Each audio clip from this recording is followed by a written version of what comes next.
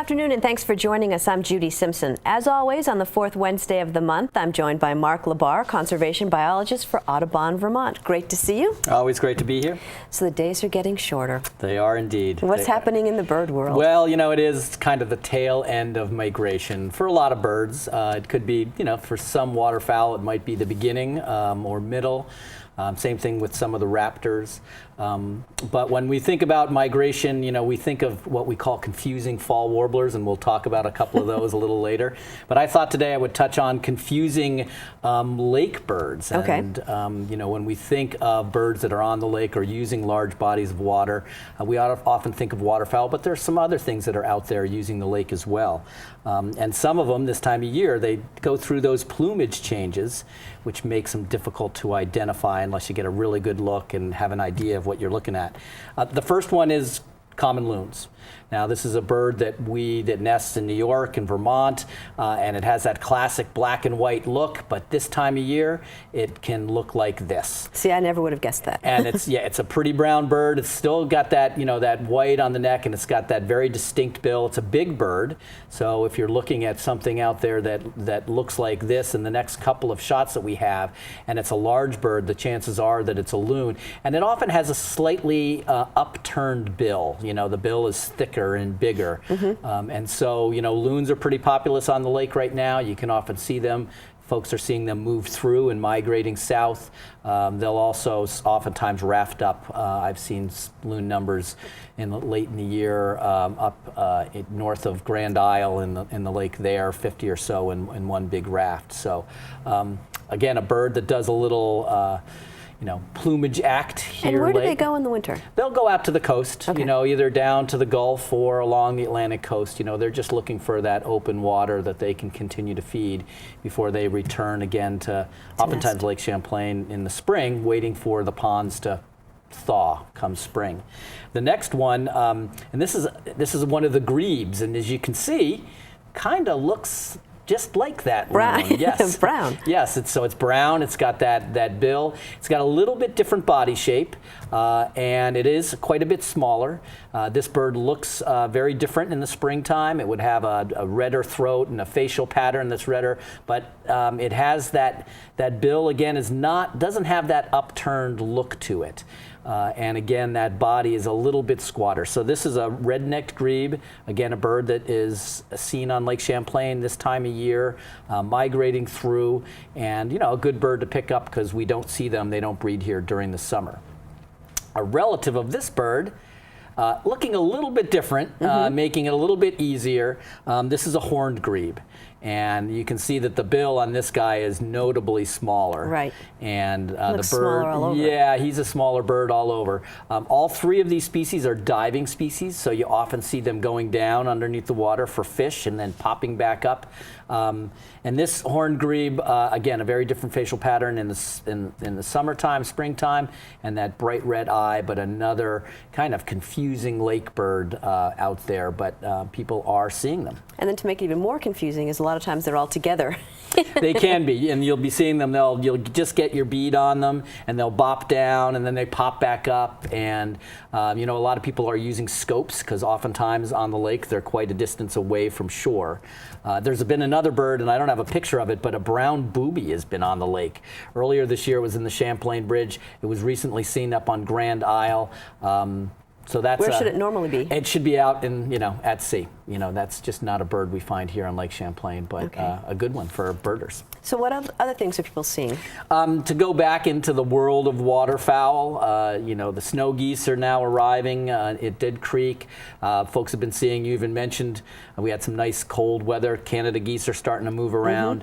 And there has been a bird called a ruddy duck, which is a little bit of a different bird for Vermont, although it's pretty regularly seen. It does, it is. And it has that ruddy nature. It's a small little duck. It has that stiff tail that sticks up in the back, and again, in kind of a drab plumage this kind of year. And this bird's been seen on the lake and over at Shelburne Pond, and you know, it's a good one for birders. It's a little bit different than your wood ducks and black ducks and mallards and golden eyes that you might see out on the lake. And then something very similar to a Canada goose is the brant.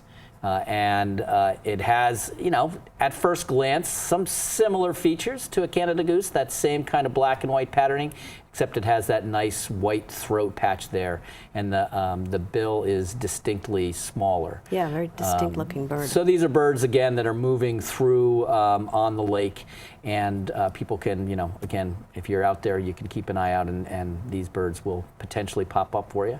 And then the last one, which is a really good one, this is a picture by Dick LaValle, who sent this, who I picked up through another fellow, and all the way on the left-hand side, you can see that wading bird there with that long, narrow, slightly upturned bill, and that's an American avocet.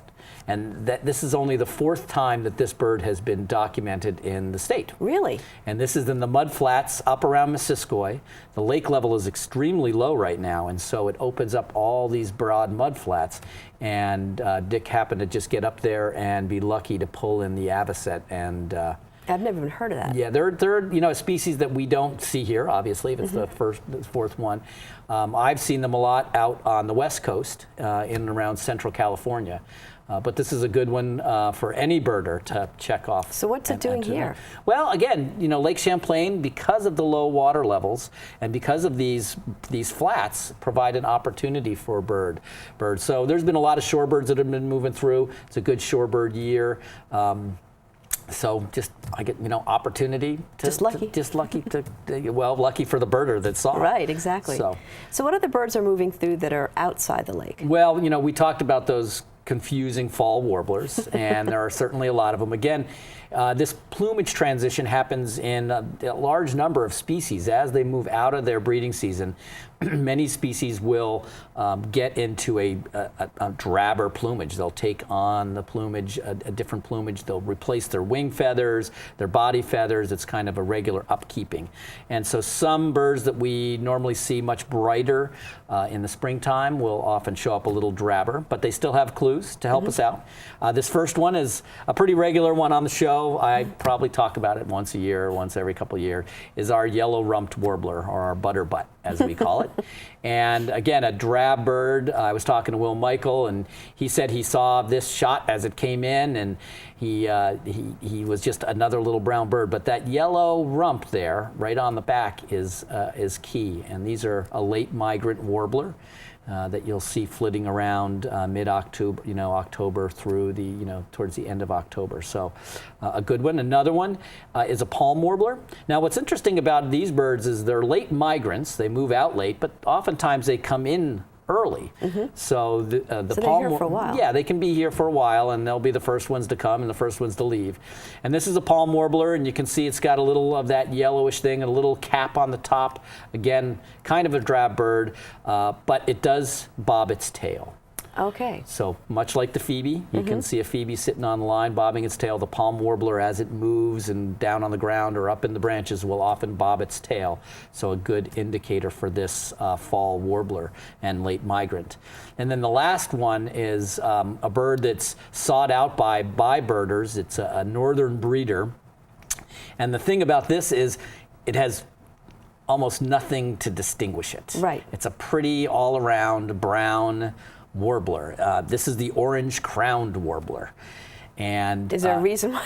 Am I missing the crown? Well, the crown, it only flashes itself, kind of like the ruby-crowned kinglet. It only really puts that crown up when it is, breeding and that kind of stuff. And otherwise, it's not really, no wing bars, no real streaking. But this is a bird that people have been seeing recently, and one person I read online had actually had that orange crown show for it as it approached the window. So a good one for birders as well as another late migrant. Okay, how about the little brown birds, the LBBs? The LBBs, yes, and these are also tend to be late, and we're talking about our sparrows.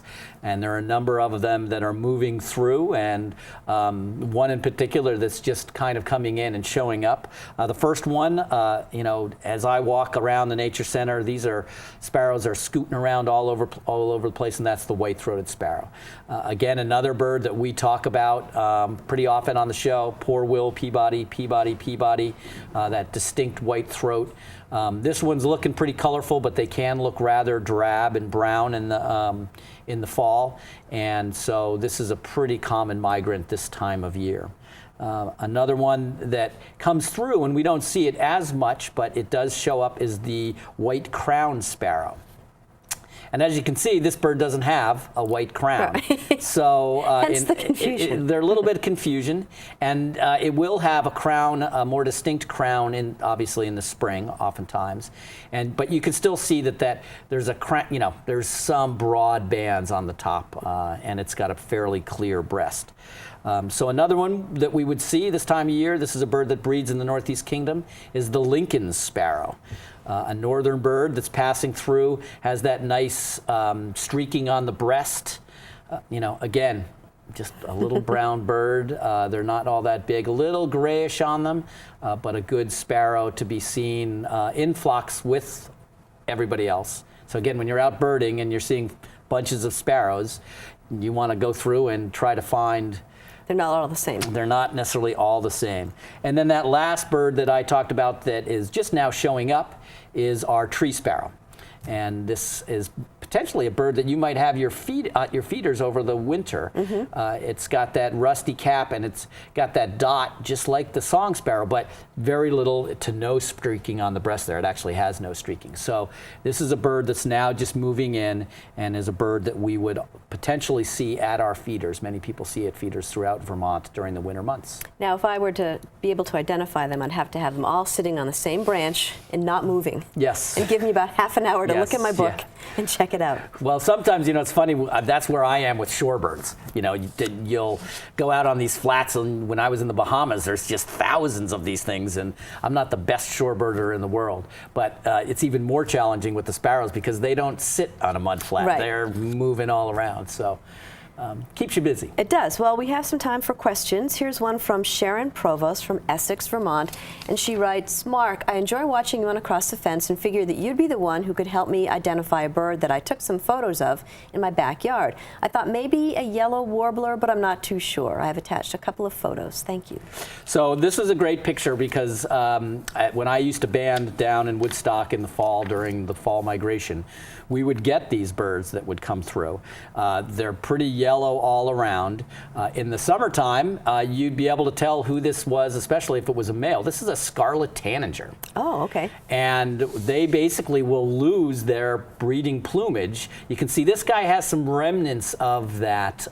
You see that little bit of red around the neck and everything, probably a male. But a lot of times these birds would come in half and half. They'd look like they just went to a Grateful Dead show with all the tie-dye on them as they're losing that red feathers and replacing it with the green feathers. So always a cool bird when we caught them during their transition. I have a letter here from Bob Plant of Winooski, and he writes, Hi Mark, my wife and I love your Audubon bird program, thanks, when it's shown on WCAX TV. We have a few bird feeders outside of our dining room window and get to see a variety of birds. On this day, 9/11, so September of this year, an adult male cardinal was at our feeders and was feeding its offspring. I had time to get my camera and take the attached picture. I regret that the picture is fuzzy and that it is because there is a screen on that window. That's often the case, but still this one came out pretty good. I still decided to share the picture with you as I thought the male cardinal feeding its young was pretty cool. And I looked at this, and at first I thought it could be possibly a female cardinal, and it's tough to kind of see with this shot, but the bill isn't a real dark color like you would find on the female. So yes, probably a male, and this is probably a late brood for the cardinals that are there. You can see the male still sporting his plumage, whereas that real drab plumage of the young bird. Okay, here's another from Stan and Colette Crow of Troy, Vermont. Hi Mark, my husband and I are avid bird watchers and often see rose-breasted grosbeaks visit our feeder along with the babies. This bird is like half mom and half dad. We've never seen this before. Is this normal? So a rose-breasted grosbeak, and here it is kind of half and half. There's that rose breast, right, that you would find, and there's the streaking on the head, which you would normally associate with a female. You know, the male would be much blacker. And probably my guess is this is a first-year male grosbeak. You can see those white undertail coverts. Oftentimes those first-year males don't have as distinct a red patch like that. It's a much more of a blush with heavy streaking. But that's a guess. That said, this is still kind of a bizarre bird photo for me. It is a great photo, and it does have all those. I would have expected a much stripier breast for a first-year male. So it could also be an adult male that's transitioning and doing some, interesting molt as well. All right. Well, if you have a bird-related question, please pass it along to Mark. You can write to him at Audubon, Vermont, 255 Sherman Hollow Road in Huntington, or you can email your questions to Mark. His email address is mlabarr@audubon.org. Thanks so much for joining us. You're very welcome. That's our program for today. I'm Judy Simpson. We'll see you again next time on Across the Fence.